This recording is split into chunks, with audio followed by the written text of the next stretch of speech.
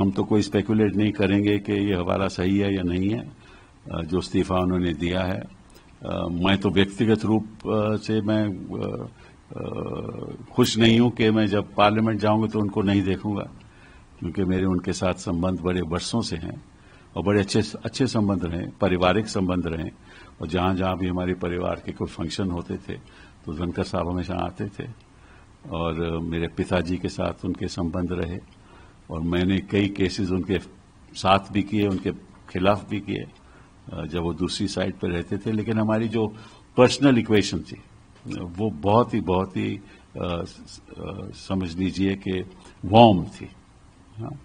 और I will miss him, क्योंकि जो भी कहो धनखड़ साहब का एक व्यू पॉइंट हमेशा रहता था जो अक्सर पब्लिक में बिना संकोच के बोल देते थे और ये उनकी खासियत थी, क्योंकि जो उनके मन में रहता था वो मन में नहीं रखते थे और उनको अगर कोई ऐसी बात लगती थी कि गलत हो रहा है तो बोल भी देते थे। और हमेशा हाउस में बैठकर कहते थे कि विपक्ष को और सत्ता पक्ष को एक मत से आगे बढ़ना चाहिए, क्योंकि बात सवाल देश का होता है। वो बात भी सही है, लेकिन हर एक का नजरिया अलग अलग होता है, तो कई बार हाउस भी नहीं चलता था। लेकिन उनके मन में कोई मैल कभी नहीं रहा और जब भी मैंने चाहा कि मुझे थोड़ा वक्त ज्यादा दीजिए बोलने का, तो चेंबर में जाकर मिला तो हमेशा उन्होंने मेरा साथ दिया और ज्यादा टाइम दिया।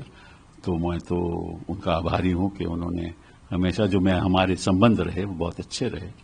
हाँ, हमारी विचारधारा थोड़ी अलग थी और कई बार हम भी कह देते थे और वो भी अपनी तरफ से जवाब भी दे देते थे, लेकिन कोई करवाहट कभी नहीं हुई। और मुझे दुख है कि अगली बार जब मैं जाऊंगा राज्यसभा तो वहां उस चेयर पे नहीं होंगे, लेकिन जिस तरह से वो चेयर पे अपनी बात रखते थे और जितने प्रोएक्टिव वो थे, शायद ही कोई चेयरमैन इतिहास में, हिंदुस्तान के इतिहास में उतना प्रोएक्टिव रहा हो। ये उनकी खासियत भी थी और उसकी वजह से करवाहट भी कभी कभार होती थी, लेकिन कभी मन में उनके ये नहीं रहता था कि मैं इसकी वजह से किसी को नुकसान करूं। इंडीड सर, हम भी ये बात मानते हैं। एक अंतिम सवाल से तमाम लोग इंतजार कर रहे हैं। तमाम जो रिपोर्ट्स स्पेकुलेशन की अब दौड़ रही हैं मीडिया में, कहा जा रहा है कि गवर्नमेंट और चेयर के बीच में रिफ्ट था। आप तो एक कलीग के तौर पर और आप सदन में भी साथ रहे हैं, प्रोफेशन की भी अगर बात करें तो उनके खिलाफ में भी उनके साथ में भी तमाम केसेस में हमने आपको देखा है उनके साथ। कैसे देखते हैं, क्या रीजंस हो सकते हैं सर? नहीं, इसके बारे में तो मैं कुछ कहना नहीं चाहता। उन्होंने कहा है कि स्वास्थ्य की वजह से वो इस्तीफा दे रहे हैं और इस बात को हमें ज्यादा बढ़ा चढ़ा के बोलना नहीं चाहिए।